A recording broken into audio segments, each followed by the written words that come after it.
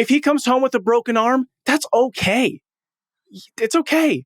So you got to give boys, especially at that like 12 to 15 range, the freedom to go down the street, build a jump in a construction site that they may not supposed to be in, right? Ask for forgiveness later.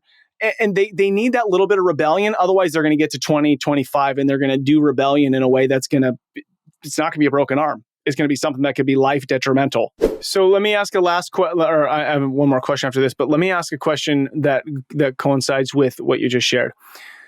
Because I can tell you're genuine in this, but I could feel that I could, in my experience share in a very leading way. So what's your input on staying true to, hey, this is my story.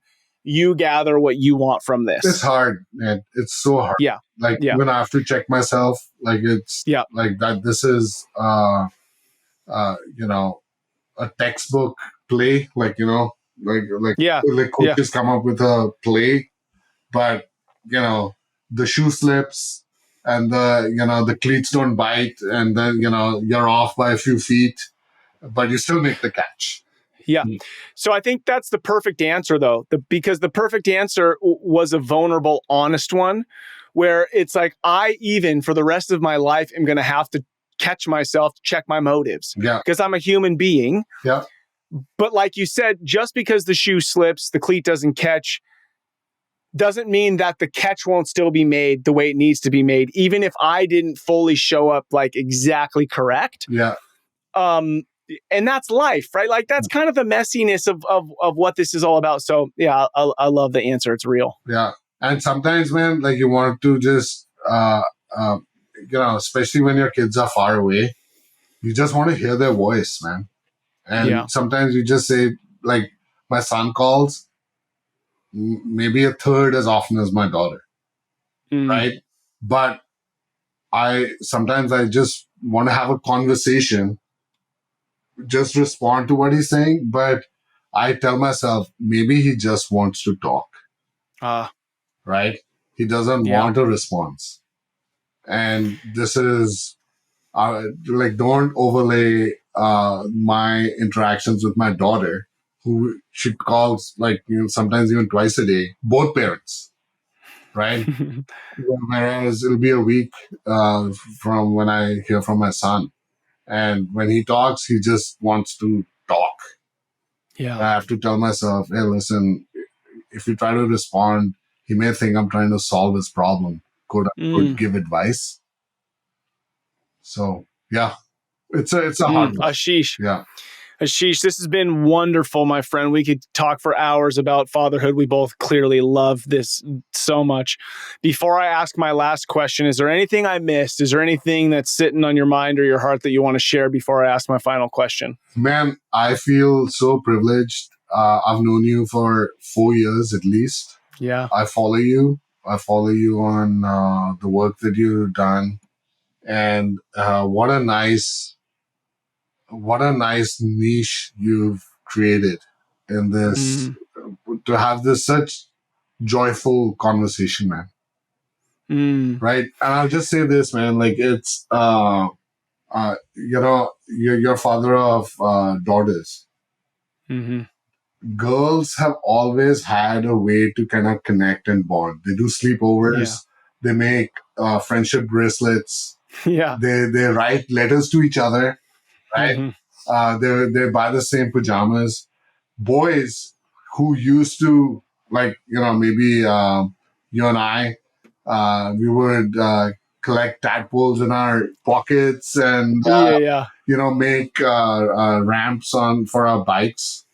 Boys don't do that anymore. And I'm so grateful for these two boys, Ned and Ashish. Chatting, man, just chatting about stuff, and so grateful for the opportunity to just bond as yes. Yeah, it's important, and I think it's important for us to cultivate and to share with other dads. So just so you'll get a kick out of this, I do have one son. He's 14, and just the other day I took a picture of him. I should have posted it, but there's a new park being put in down the street. And I see him riding his electric bike back to our house. He figured out how to tie a wagon on the back of his electric bike, and the wagon was full of a thing to hold water, 2 shovels and a rake. And him and another friend had gone up to this, because there's piles of dirt up there, and they built a dirt jump.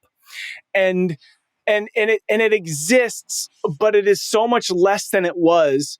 And us fathers need to create those moments, because moms sometimes are like, oh, I don't know if that's safe. That's okay. Yeah. That's okay. Just like the Cheerio comment you made. Yeah. If he comes home with a broken arm, that's okay. 100%, man. It's okay.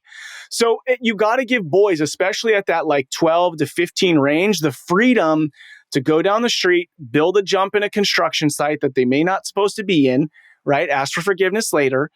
And they need that little bit of rebellion. Otherwise, they're going to get to 20, 25, and they're going to do rebellion in a way that's going to, it's not going to be a broken arm. Yeah. It's going to be something that could be life This detrimental. is the way they're born, man. So, Yes. like this is the thing. So you see and I'm sure you have this experience, like we are leaking past the time limit, but I'll just share this, 18, 19, 20-year-olds, like if you can picture that version of yourself.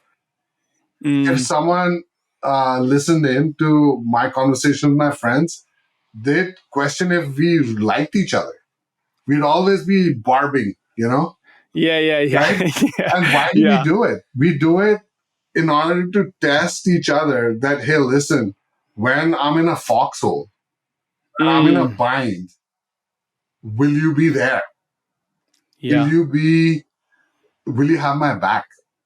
Yeah. Because I'm testing to make sure that you don't get pissed off at my, catty remarks or, because, hey man, I'm testing you so that, when I'm in a fix, you'll show up.